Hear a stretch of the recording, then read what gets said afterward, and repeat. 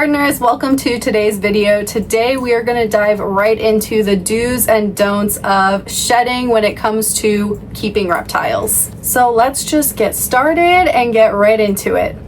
The first thing that you should do when it comes to shedding is increase the humidity if needed. There are so many different species of reptiles where humidity is the absolute key in order for them to have a proper shed, especially when it comes to a lot of tropical snakes. If you are noticing a snake that doesn't have a complete full one-piece shed, it could be an issue with the humidity. Some ways that you can increase your humidity is to offer a large water bowl. You really want to make sure that you are offering a moist substrate and really increase that humidity during the shedding time. You can also mist down the enclosure. If you already are keeping a tropical species, but they're going through a shed, it's important to increase that humidity even more for them during that time.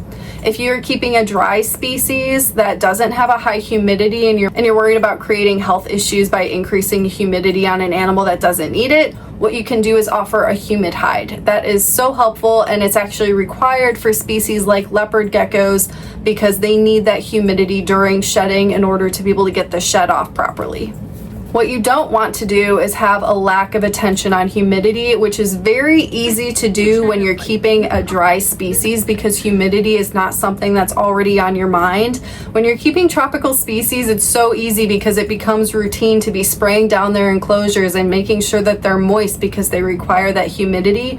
But it's so easy for the ones that don't need high humidity to go under the radar and not pay attention to them. So that's why it's so important, especially during shedding, to make sure that you are offering humid hides for dry species and doing a little bit of a bump of humidity for all the species during the time that they're shedding. The second do is to assist your reptile if it did have a bad shed and it has some stuck shed on it. Things that you can do to help get stuck shed off of your reptile is giving it a soak in some warm water. You can put it in like a plastic tub or container for 10 minutes. And then you can gently use a wet Q-tip to try and work off some of that stuck shed. You have to be very gentle, and sometimes it is just something that's necessary and you do have to assist them if it's really stubborn and the shed won't come off.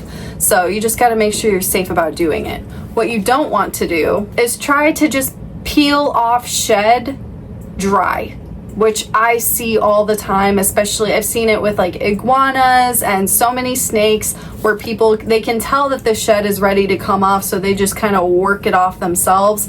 And I wouldn't recommend doing this because it can cause issues. It can cause injury if there is a spot where the shed isn't fully ready to come off yet and you're kind of ripping that off.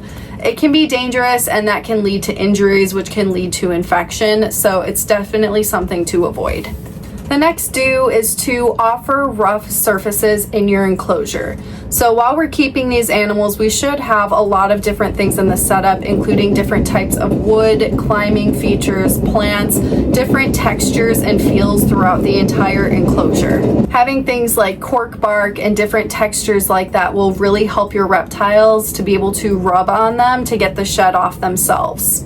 Something you don't want to do is have an enclosure that doesn't have these different types of textures and feels. Not only is it going to lack enrichment, it's going to really make it difficult during shedding time for your animal. The next do is to see a vet if you yourself are not comfortable getting stuck shed off of your animal.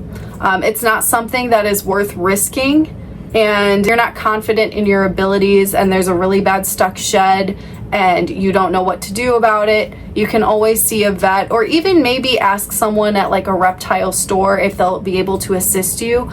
But get help where you know someone has experience in doing it if you're not comfortable, just to avoid potential injury. What you should not do is wing it if you don't feel comfortable and you don't know what you're doing, because that can result in an injury and then infection, and you don't want that to happen. The next one is to pay attention to dry shedders. So not all reptiles will shed the same way. Some reptiles will shed everything in one piece, others will shed it in little bits.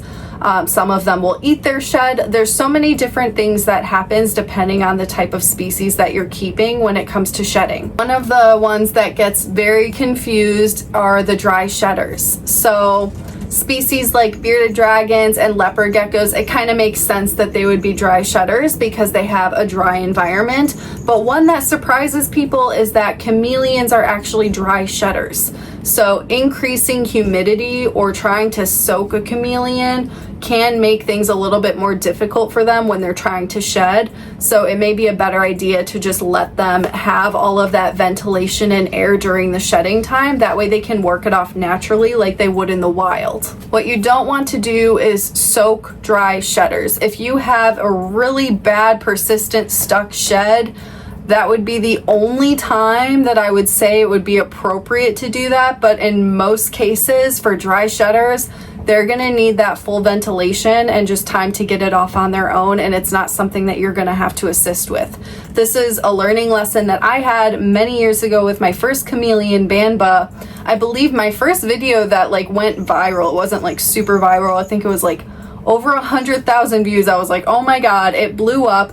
It was Banba going through a shed, and I was putting him under the sink faucet trying to work the shed off for him. And I thought that I was helping him, and I thought that I would have to do this every shed, and that was where I learned that they are dry shedders. That's not natural, that's very stressful for them, and you need to just let them shed on their own. So if it seems like it's taking them a while, just give them a few days. It can be a little persistent, but the chameleons are dry shedders, so it's natural for them to just do it on their own and not have to worry about getting them super wet in order to get it off. The next do is to let your geckos eat their sheds. It sounds weird, it's very disturbing to people that are first learning about it, but this is something that geckos do naturally, and they do get a little bit of nutrients from their shed, so it's something that they are just gonna do. What you don't want to do is freak out and make them stop doing it and prevent them if you catch them in the act, because it's fully natural and it's what they're supposed to do. It's what they're meant to do. So just let them eat their sheds. Another do is to pay attention to the frequency of the shedding. Not so much that you are anticipating when they're gonna shed next, because some people get really weird about it and they're like, my animal hasn't shed in this amount of time, and they're like, she's due for a shed on this date. That's not how it works with these animals. And they will be shedding way more as babies. As they're growing, they're gonna be growing into new skin. It's when the frequency is gonna be the most.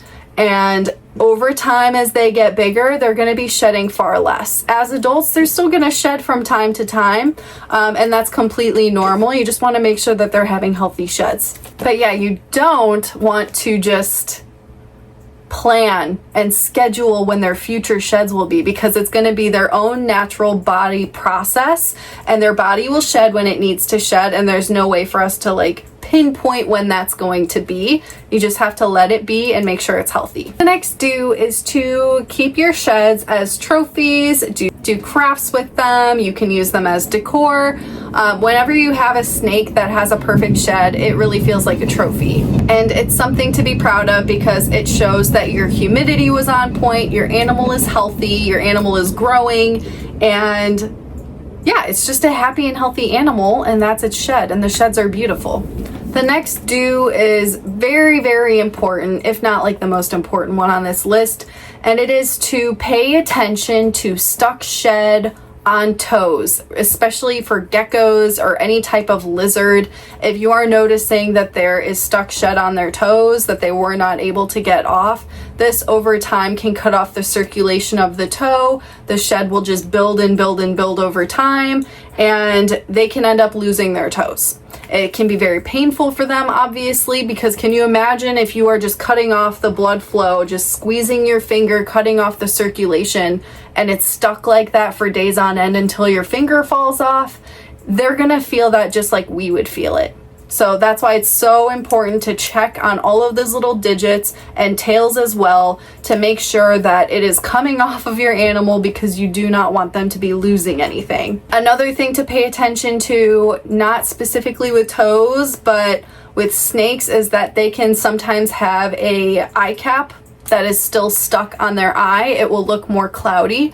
I have made a video in the past showing how you can gently remove it, but if you're uncomfortable, that would be a great thing to see a vet for, just to be safe. But yeah, if that's not removed, they can't see as well, and it's going to block their visibility. So that's also something to pay attention to. But toes are just very important. You really want to make sure that you're doing something about that. Toes are usually an easy fix. You just want to put them in some warm water, let them soak for 10 to 15 minutes, and then you can work it off with a Q-tip. What you don't want to do is ignore any stuck shed on toes, because as they continue to shed and have more shedding cycles, that shed is going to build and build on those toes, and it's not going to come off, and that's when it's really going to be cutting off the circulation, and it can be very dangerous. So don't ignore it. That's something that does require assistance, and it's not something that you can blow off. Speaking of blowing, I've been seeing videos where people have like a leopard gecko and their shed is kind of coming off but not fully there yet, and they take a straw or something and they blow air into the gecko and the skin blows up and it looks like a balloon. Don't do that. That is also a major don't. It looks funny and people are posting it online and laughing at it, but that's another one of those situations where it can be dangerous, and there may be a part of the skin that's not ready to come off yet, and then you're blowing into it and it might rip from the skin and cause an injury to your animal, which can lead to infection once again. And also, I'm sure that's not comfortable for your gecko either, and it may be stressful. So don't blow air into stuck shed while it's still on your animal, please. And that completes my list for today. If you guys have any other do's and don'ts when it comes to shedding, please go ahead and leave it in the comments section. Thanks for watching, and I will see you guys in the next video.